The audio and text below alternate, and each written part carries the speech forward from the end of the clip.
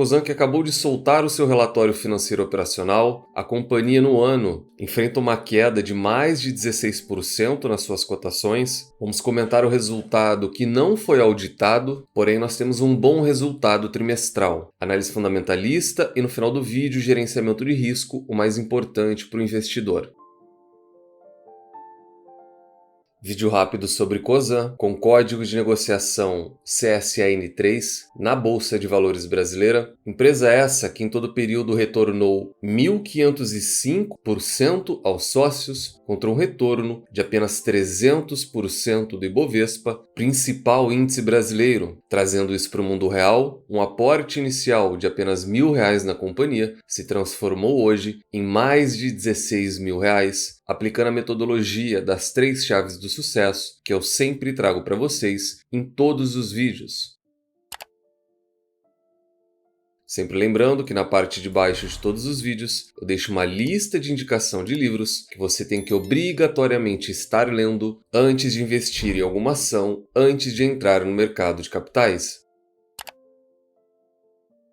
Na quinta-feira, dia 28, a companhia reportou R$2,36 bilhões de lucro líquido. É um resultado muito forte, ainda mais quando a gente compara aos 800 milhões de 2022. Aqui estamos comparando no year over year, quarto trimestre contra quarto trimestre. Nós temos não recorrente sim no balanço da companhia, temos reversões, dividendos e JCP da Vale. E além de tudo isso, nós temos a marcação a mercado da valorização das ações da própria Cosan e da Vale. Números oficiais da companhia, sempre acessem o RI de todas as suas investidas. Um comentário rápido. Nós temos um balanço não auditado que já foi comunicado pela empresa de que ela não concluiria as auditorias desse balanço dentro do prazo legal. O valor de negociação não sofreu influência disso, porque o mercado entende que é uma questão de fato de atraso. Nós não temos, e agora o segundo ponto do comentário, uma situação perigosa, algum indício de erro ou fraude no balanço. Por isso as coisas estão correndo normalmente. Nós podemos ter uma situação de atraso e não de desvios de números, só para explicar o que comumente acontece em empresas onde a gestão não é legal, onde os números não são tão transparentes. A empresa que faz a auditoria, ela pode se negar a assinar a auditoria, ela pode encontrar inconsistências e falar não, nós não iremos assinar esse balanço. A princípio não é isso que está acontecendo com a Cosan, é um balanço não auditado, porém o mercado espera que seja uma questão realmente de prazo. Destaques de negócio da companhia, já vale adiantar, claro, que todas elas performaram melhor nesse trimestre. Raízen, Rumo, Compass, Moove, a Radar, até o trimestre da Vale também veio acima das expectativas e a gente volta a falar desse portfólio no gerenciamento de risco. O EBITDA da companhia saltou e muito para mais de R$9 bilhões,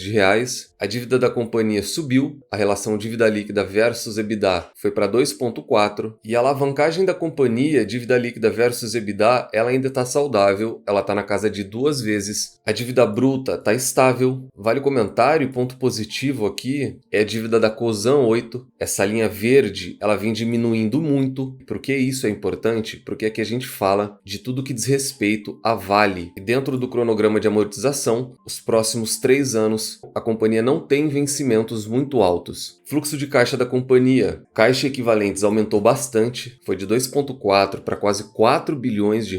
É um caixa robusto e a partir daqui a gente começa a falar do portfólio da companhia. O desempenho da Raízen foi melhor, o EBITDA ajustado subiu mais de 30% quando a gente compara no year over year, quarto tri contra quarto tri. E até mesmo antes do gerenciamento de risco, só para ilustrar, eu saí da apresentação da Cosan, busquei os dados da Raízen no RI da Raízen e só para vocês entenderem, a Cosan ela é uma grande holding, ela investe em diversas empresas essas que possuem várias marcas. Quando a gente fala da Raízen, a gente fala de uma sinergia completa de pequenas hidrelétricas, geração solar, refinarias. Nós temos a Osho, que está crescendo muito. Nós temos a Shell, que é líder de mercado. Açúcar, etanol, cana, biogás. A Cosan ela tem bons ativos. Ela é uma holding que investe em diversas empresas. Empresas essas que também atuam em vários setores. Só que são setores muito voláteis. A gente fala, por exemplo, de petróleo, gás e biocombustíveis. No caso da Raízen, a gente já vê uma queda da casa dos R$7 para os R$3. E nós vamos falar também do setor de gás, nós temos refinarias, nós temos a Moove, então ela tem uma alta concentração em um setor altamente volátil. A nível de comparação, ela é o extremo, ela é o oposto de uma Itaúsa, que, por exemplo, ela tem uma alta concentração do Banco Itaú, que é perene, previsível e constante. Eu iria comentar isso no gerenciamento de risco, mas já em adianto, para caso você não seja sócio, você já vá se adaptando com o perfil da empresa. Isso não a faz uma empresa ruim, muito pelo contrário, o comentário aqui é: o investidor tem que apenas se modular, ir com mais cautela nesse tipo de empresa. O desempenho da Rumo, a mesma situação, um número muito parecido, por sinal, e de maneira anual o EBITDA ajustado subiu 25%. A Compass, uma empresa que eu gosto muito, a gente fala da Comgás. A Comgás é muito forte em todo o estado de São Paulo e o EBITDA ajustado da companhia também subiu 24%. A Moove, mesma situação, uma melhora de 41% anual e no trimestre mais 36%, e a Radar foi aquela que teve uma distorção maior, uma melhora de quase 50% no year over year e uma melhora anual de 80%. A Radar é um caso à parte, ela tem um modus operandi um pouco diferente e até mesmo questionável. Algumas pessoas do mercado com mais sensibilidade questionam toda essa especulação de terras, porque é isso que a empresa faz. De maneira resumida, ela especula com terras e, querendo ou não, acaba inflando preços. Então, no resultado da companhia, é muito comum ver esse tipo de oscilação tão grande. Lucro líquido da holding, nós temos 1,1 bilhão de reais, uma queda quando comparado a 1,2 bilhão de reais em 2022. A alavancagem está na casa de 2 vezes e esse é um número que a gente vai falar no gerenciamento de risco. 32 bilhões de reais é o EBITDA da companhia. Teve um acréscimo sim, mas mesmo que não existisse esse acréscimo, só de levar em consideração 32 bilhões de reais para uma holding é um número muito relevante e isso faz parte da qualidade dos ativos dela. Cosan, que coberta por 12 casas ou 12 analistas, tem 7 recomendações para compra, 5 recomendações para neutra e nenhuma recomendação para venda. Análise fundamentalista, lucros e mais lucros, tese essa de Peter Lynch. A análise fundamentalista, nesse caso, ela vai servir só como base para o gerenciamento de risco, uma vez que a gente já viu o relatório operacional dela. É visível uma crescente de receita no longo prazo, a empresa não deu prejuízo, só que a gente percebe uma alta oscilação.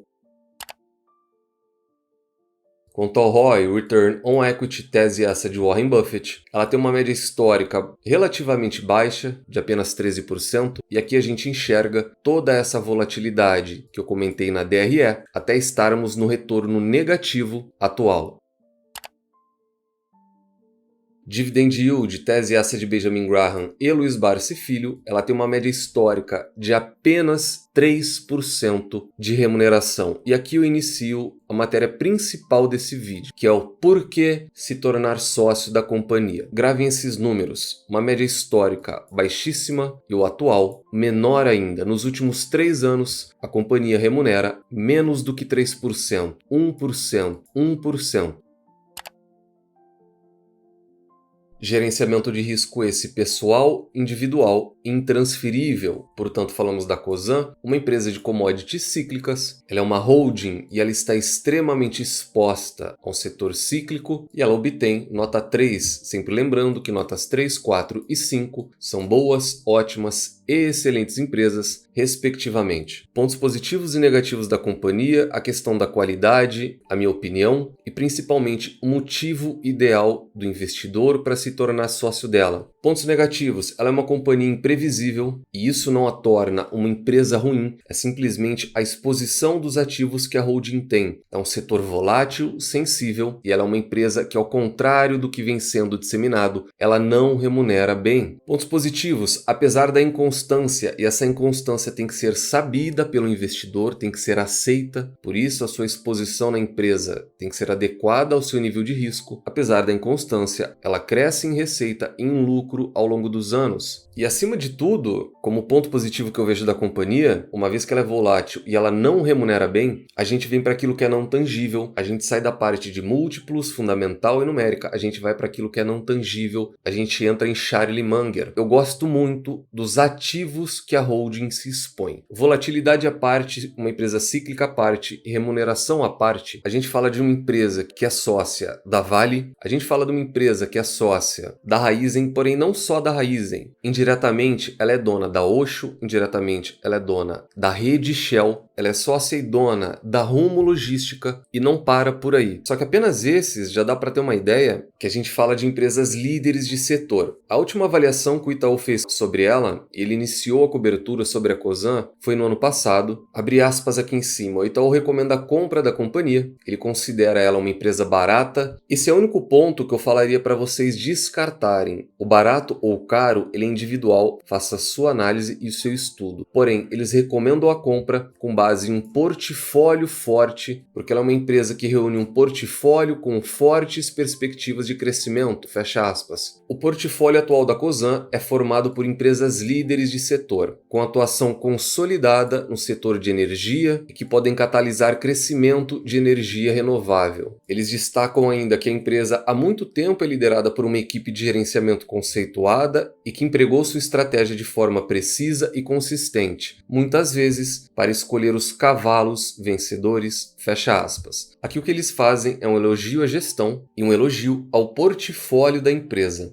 Só que é sempre importante lembrar o quão volátil a empresa é e quantos trimestres seguidos de prejuízo ela pode ter. No final das contas, nós temos um mix, um case muito interessante. Lado positivo, muita qualidade nos ativos e eu de cunho pessoal gosto bastante das investidas. Obviamente, é uma investida e são investidas que o investidor deve ir com cautela pela falta de previsibilidade. Ela é uma holding assim como a Itaúsa, porém a Itaúsa é muito mais constante e previsível. Em contrapartida e comentário para finalizar o vídeo. Se você como investidor individual, por um acaso, resolver se expor à companhia, se tornar sócio dela, se torne pelos motivos corretos. Tomem cuidado com vieses, tomem cuidado com interesses, porque as mesmas pessoas que falam que venderam Itaúsa porque ela remunera mal, são as mesmas pessoas que compram Cosan, que remunera apenas 3% ao ano, que tem um yield atual de apenas 2%. Ela é uma má pagadora de proventos, é muito diferente do que vem sendo disseminado. Motivos para se tornar sócio é porque ela está num período de acumulação. Caso você não seja membro, considere ser membro. Na minha jornada toda, ele é o mais importante. É mais importante do que a compra, mais importante do que a venda. Ele é um meio. Momento esse que a empresa pode estar passando. Se torne sócio para colher os frutos lá na frente. Se torne sócio porque ela tem um excelente portfólio. Se torne sócio porque ela também investe na Vale. Se torne sócio pela qualidade. Faça uma análise individual e pessoal sua. Não vendam bons ativos que pagam bons proventos, porque ela não é uma boa pagadora de proventos. Ela pode vir a remunerar no futuro? Pode. Como eu falei, ela é uma empresa de comportamento cíclico, porém o momento atual e o histórico dizem o contrário do que o mercado vem disseminando.